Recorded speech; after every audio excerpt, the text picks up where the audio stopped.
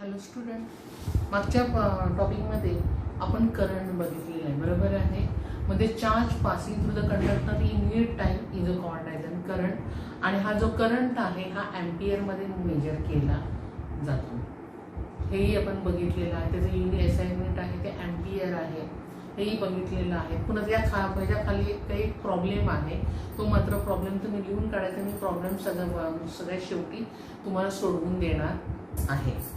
आता आपण बघणार आहोत the resistance and the ohm's law.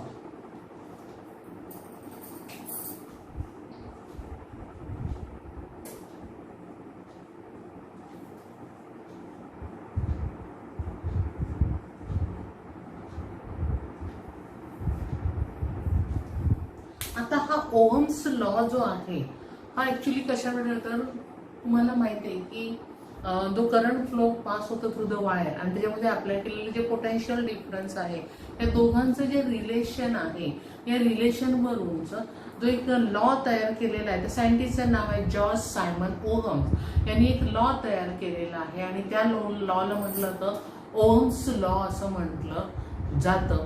आता हा ओहम्स लॉ काय आहे तर त्यांनी हा असा लॉ सांगितला, if the physical state of the conductor remains constant,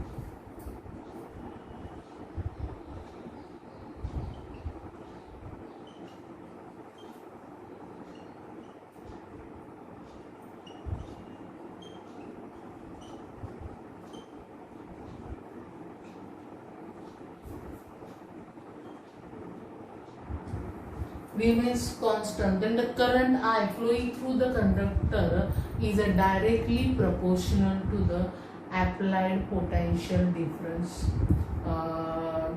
between the two end. Means हा current जो आहे I, which is directly proportional to the applied potential voltage between the two end of the conductors. हा त्यांनी law सांगितलेला आहे.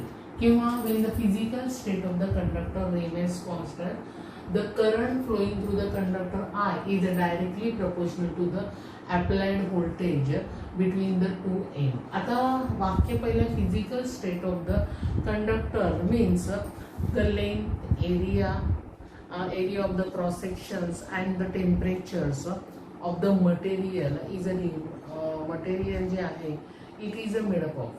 म्हणजे हे जे आहे कुठलं जे मटेरियल असू दे, त्याचं टेम्परेचर असू दे, लेंथ असू दे, एरिया आहे, या सर्व गोष्टी आपण काय मानलेल्या आहेत, रिमेन्स कॉन्स्टंट मानलेल्या आहेत. त्यालाच म्हटलं होतं physical state of the conductor remains constant. The current I flowing through the conductor is directly proportional to the applied voltage. आता हे तुम्हाला डायरेक्टली प्रोपोर्शनल, इन्व्हर्सली प्रोपोर्शनल हे तुम्हाला 8वीच्या मॅथमॅटिक्समध्ये झालेलं आहे, बरोबर आहे. तर डायरेक्टली प्रोपोर्शनल याचा अर्थ काय, एखादा घटक जर वाढला तर दुसरा घटक तेवढ्याच प्रमाणात वाढतो. याला तुम्ही डायरेक्टली प्रोपोर्शनल माहिती आहे तुम्हाला. आता आपण हे प्रोपोर्शनॅलिटीचं चिन्ह काढलेलं आहे, तेव्हा तुमचं काय येईल, आय इज इक्वल टू काही के इंटू व्ही, बरोबर आहे. मग के ला काय म्हटलं होतं, तर के ला म्हटलं तर कॉन्स्टंट असं म्हटलं होतं. त्याला म्हटलं तर प्रोपोर्शनॅलिटी कॉन्स्टंट.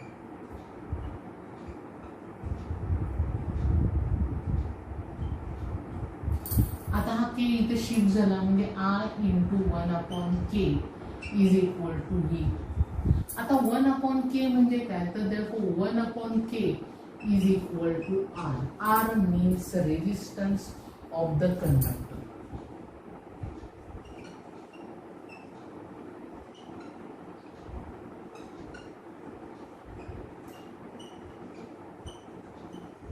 मीन्स काय फॉर्म्युला काय होईल, I into R is equal to V, means V is equal to IR किंवा R is equal to काय V upon I, बरोबर आहे. म्हणजे resistance is equal to V upon I, बरोबर आहे.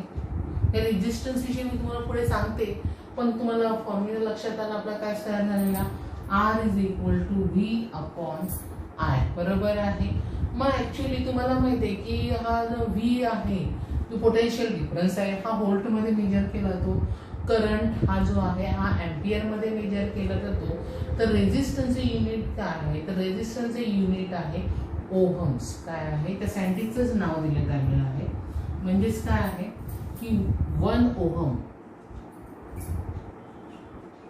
ओहमचं एक साईन आहे हे पण आहे. 1 ohm is equal to 1 volt upon 1 ampere.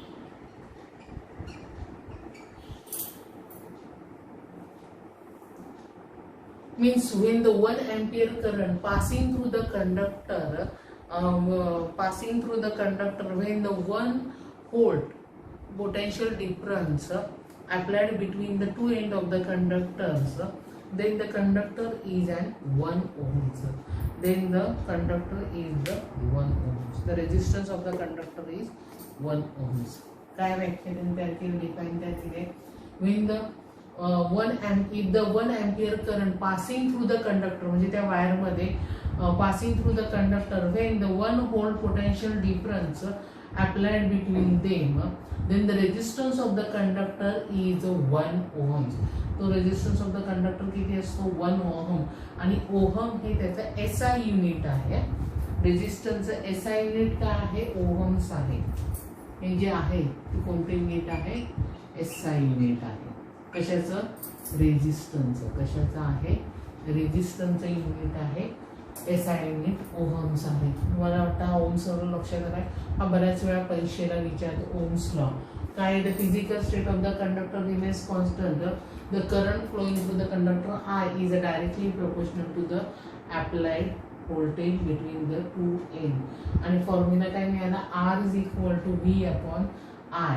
आणि R जो आहे त्याचा एसआय युनिट काय आहे, ओहम्स आहे. ओहमचं साईन काय आहे, लक्षात आलं तुमच्या, हे साईन आहे त्याच्यामध्ये. आता मी तुम्हाला म्हणलं होतं की R म्हणजे रेजिस्टन्स ऑफ द कंडक्टर, बरोबर आहे. आता तुम्ही म्हणाल नक्की रेजिस्टन्स म्हणजे काय, तर तुम्हाला मी आधीच सांगितलं होतं की एखादा कंडक्टर आहे,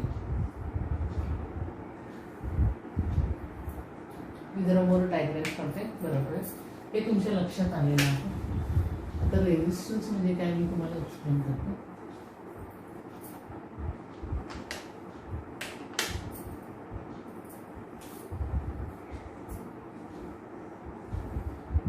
ही आपली वायर आहे, here electron is there, they can be more here and there. These are the atom. हे जे मी गुणगुण काढले ते व्यवस्थित, म्हणजे मी पेन दुसरा वापरते म्हणजे तुमच्या लक्षात येईल. हे इलेक्ट्रॉन्स आहेत,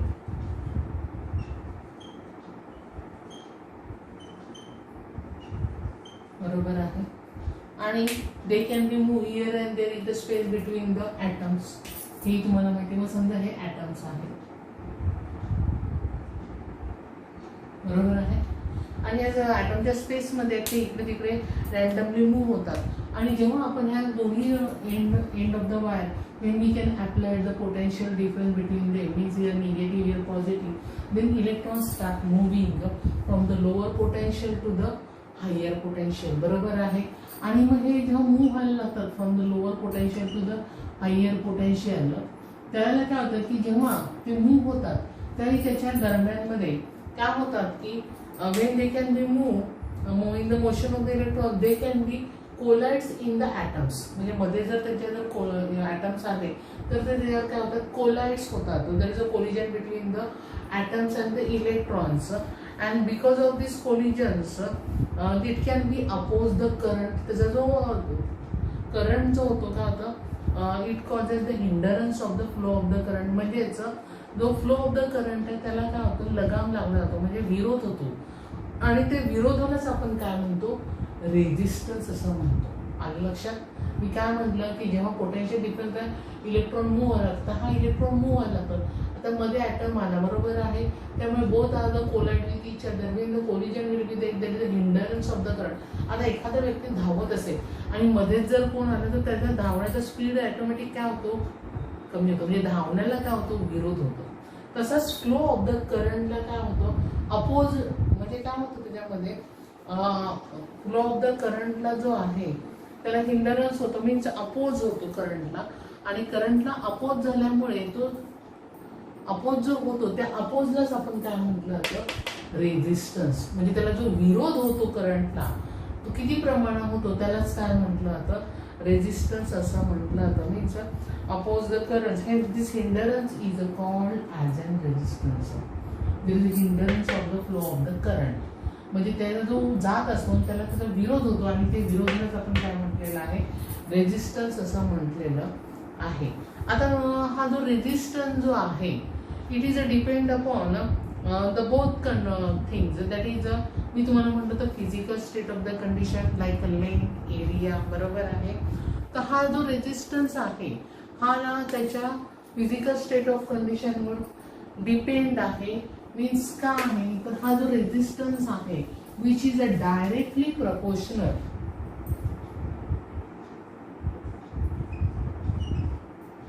to the length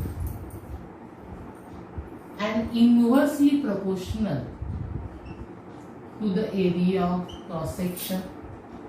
Means R is a proportional to L upon A. आता हे प्रपोर्शनॅलिटीचं आपण चिन्ह काढून टाकलेलं आहे, इक्वलचं चिन्ह येईल, बरोबर आहे. मग इक्वलचं चिन्ह आलं की R इज इक्वल टू काहीतरी कॉन्स्टंट येणार आहे. ते कॉन्स्टंट त्याला आपण म्हटलेलं आहे रो एल अपॉन ए. मग हा जो रो आहे त्याला म्हटलं तर प्रपोर्शनॅलिटी कॉन्स्टंट ऑफ प्रपोर्शनॅलिटी, आणि त्याला ते जे आहे त्याला म्हटलं तर रेझिस्टिव्हिटी ऑफ द मटेरियल. त्याला काय म्हटलं जातं, ह्या रोला काय म्हटलं जातं, रेझिस्टिव्हिटी.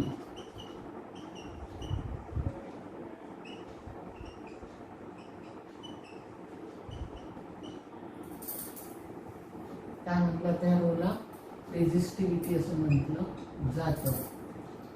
आलं का लक्षात. आणि ह्याचं एसआय युनिट आहे, रेझिस्टिव्हिटीचं जे एसआय युनिट जे आहे ते त्याचं एसआय युनिट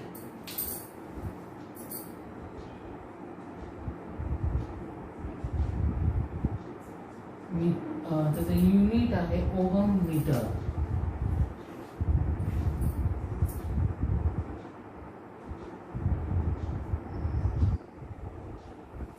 काय युनिट आहे त्याचं, ohm meter. Means ohm meter. हे पण परीक्षेला विचार, what is the SI unit of the resistivity. आता दॅट इज जो resistivity of the specific property of the material. म्हणजे कुठलं जरी मटेरियल आहे तर त्या प्रत्येक मटेरियलची प्रॉपर्टी जी आहे ती कोणती प्रॉपर्टी आहे, resistivity. And resistivity of the material is a different for the different material. प्रत्येक मटेरियलची रेझिस्टिव्हिटी वेगवेगळी असते. आता त्याच्यामध्ये तुमच्या पुस्तकामध्ये दिले बघा, कॉपरची रेझिस्टिव्हिटी आहे 1.7 × 10⁻⁷ ओहम मीटर आहे. नायक्रोम वायरची आहे 1.1 × 10⁻⁶ आहे ओहम मीटर. डायमंडची आहे 1.62 × 10⁻13 1.62 × 10⁻18 ओहम मीटर. म्हणजे जसा तो मटेरियल आहे तसं त्या मटेरियलची रेझिस्टिव्हिटी कशी असते, वेगवेगळी असते. आणि ती खास त्याची काय आहे, प्रॉपर्टी आहे. मला तुम्हाला वाटतं ओम्स लॉ समजलेला आहे, रेझिस्टन्स म्हणजे काय समजलेलं आहे, रेझिस्टिव्हिटी पण लक्षात आलेली आहे, बरोबर आहे. आता पान नंबर 34 वर तुम्हाला खाली एक चौकट दिलेली आहे. त्याच्यामध्ये जॉर्ज सायमन ओहमची माहिती दिलेली आहे, चौकट सायंटिस्ट फोटोनी माहिती आहे. तर तो भाग जो आहे अभ्यासक्रमामधून वगळलेला आहे. त्याचप्रमाणे पान नंबर 35 वर थिंक अबाउट इट, सगळ्यात वरचा टॉपिक नाव आहे बघा, थिंक अबाउट इट. हे जे दिलेलं आहे ते देखील तुमच्या अभ्यासक्रमामधून वगळलेलं आहे. आलं का लक्षात. कोणकोणते टॉपिक मी तुम्हाला शिकवताना सांगते, काय काय वगळलेलं आहे, तर ते तुम्ही तुमच्या पुस्तकामध्ये नोंद करून घ्यायची आहे. कारण तो टॉपिकवर प्रश्न विचारले जाणार नाहीयेत. त्यामुळे मी जसजसं तुम्हाला शिकवताना सांगते तसतसं तुम्ही त्याची नोंद करून घ्यायची आहे.